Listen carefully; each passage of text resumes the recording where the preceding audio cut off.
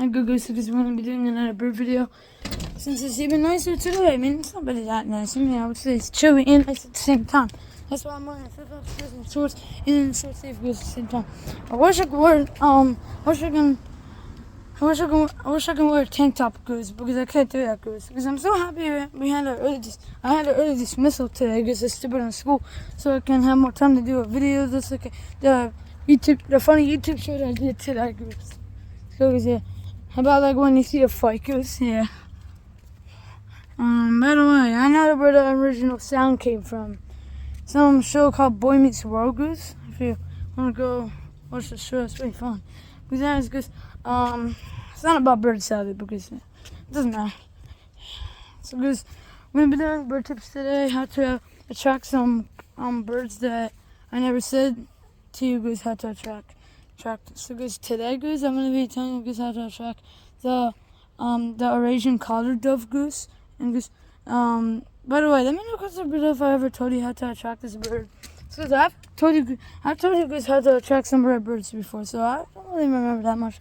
But anyways, it doesn't mean I'm not gonna tell you guys how to attract the Eurasian collared dove, because I'm still gonna do it. Because when we always do how to attract birds, because we always do two birds, because yeah, because this is my collection of objects, because I think I did tell you guys and show you at the same time that I do have a collection of objects. A little wet, not clean enough, goose. But something that isn't wet, goose. Because then it's goes. The second bird that I'm gonna be telling you guys how to attract is, what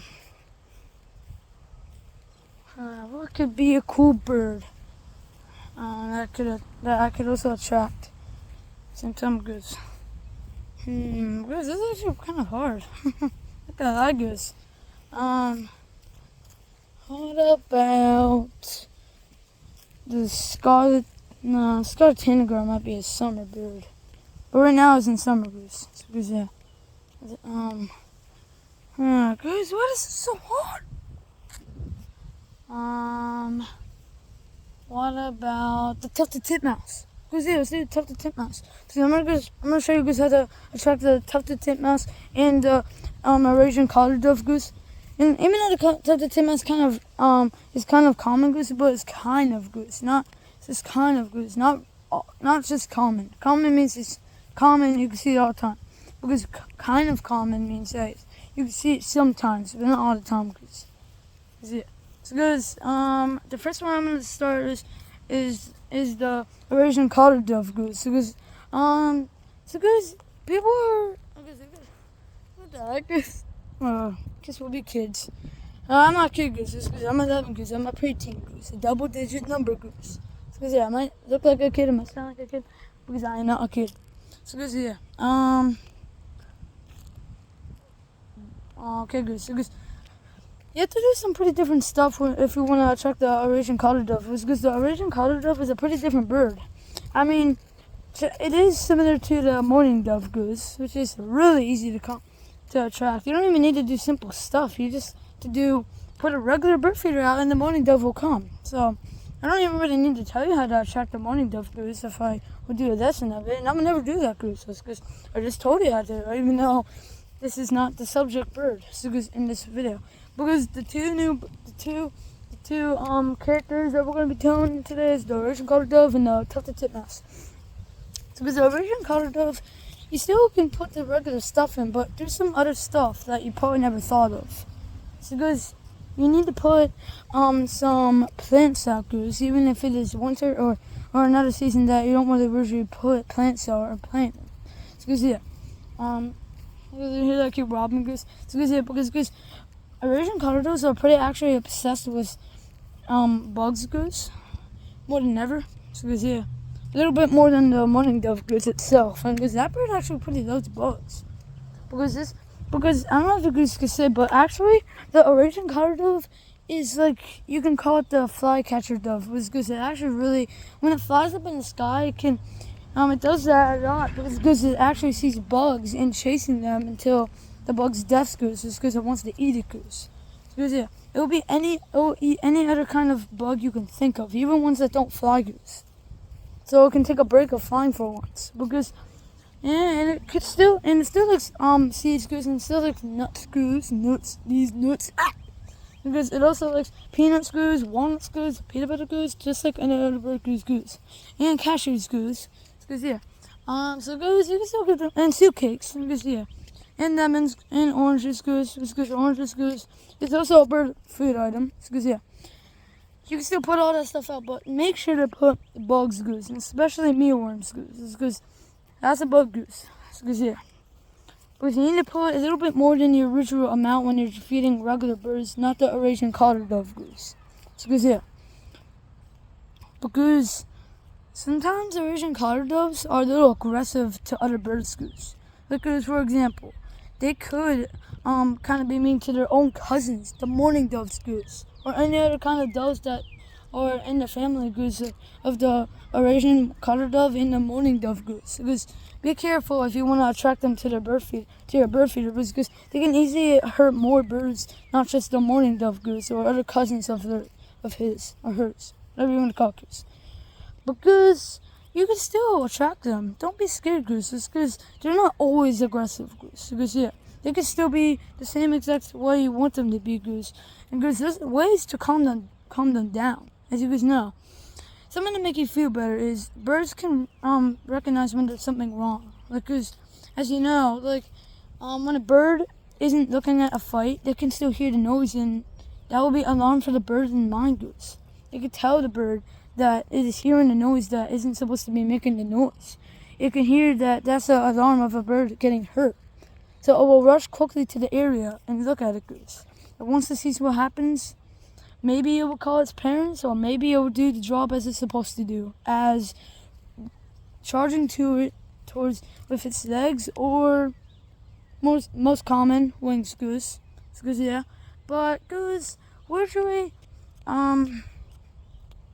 we don't really have that much fights out there, because the only fights that we could have with another bird is the most common, the brown-headed cowbird goose. Those are parasites to us goose, but they're still cute goose. Goose, yeah. You can still call them cute if you want them to, goose. If you want to, goose, just like I do. Because the Eurasian collared dove is a still good bird. So goose, just be careful. Try your hardest. Yeah, goose. Try to make everything right. Because just don't try to scare them away. That will hurt the bird's feelings, and maybe will never come back to your bird feeder again if you're alarmed by that goose. So goose, now since I'm done telling you the information how to attract the Eurasian collared dove to your bird feeder goose, now I'm going to tell you the information how to attract the tufted titmouse to your bird feeder goose. So goose, yeah, let's get started. So goose, tufted titmouse is way more smarter than you think, or if you've never seen one, goose. If you've seen them in videos, they may look big because goose, they're videos. So goose, yeah. No one knows what they work out. So goose, but they're pretty small. The reason why they have the word mouse in the end is because goose, they're almost the same size. They're the same size as a mouse. Because you're probably like, no, they're not. They stand, they're kind of tall, not really a mouse. More like a rat. Because yes, when it stands, it's the same size as a rat goose. Because if it lays down, goose, then you can see the comparison between the mouse and the tufted titmouse goose. Because when you lay them down, they're the same longness as them goose.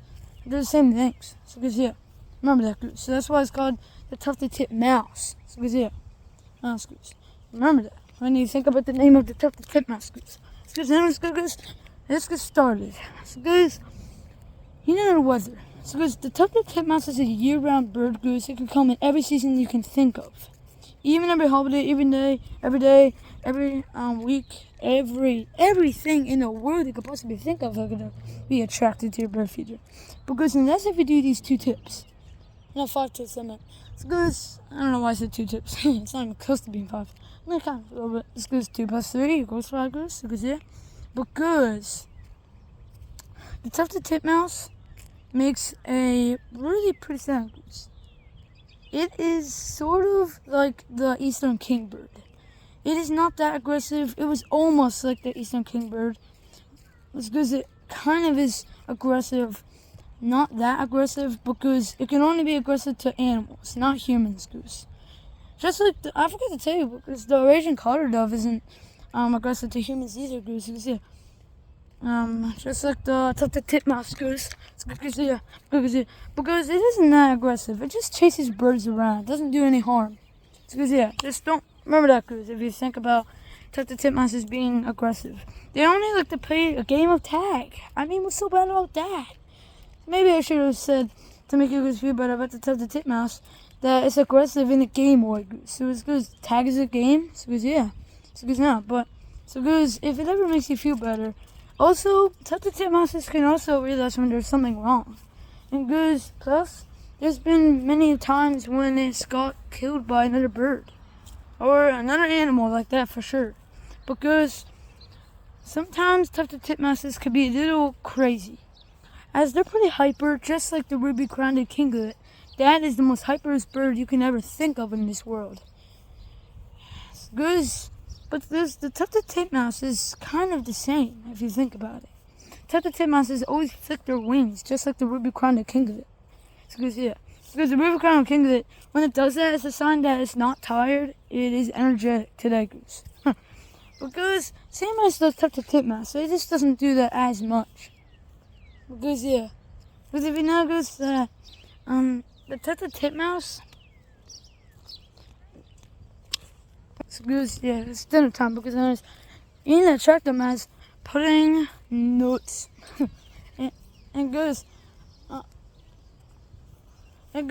and also goes attract the seeds, but goes attracted all bugs too. Like their favorite kind of bug is actually a beetle, goose. Because you know what kind of beetle it is? Let me tell you, goose. I don't know. I'm not that good at bugs names because I am sometimes. They just like beetles really much, I heard. Yeah, I've seen. Because every time I see a beetle, I'm about to walk to it. Something swoops and kills that beetle as fast as possible. And especially they love these too. I always, when we always put those up with, but I always get Tufted titmouses to come to our bird feeder then. Because if you want Tufted titmouses to come to your bird feeder, do those tips that I told you how to attract the Tufted titmouse to your bird feeder. See about goose, and let me know if those tips helped you, goose. Because I'm a bird nerd, goose. Because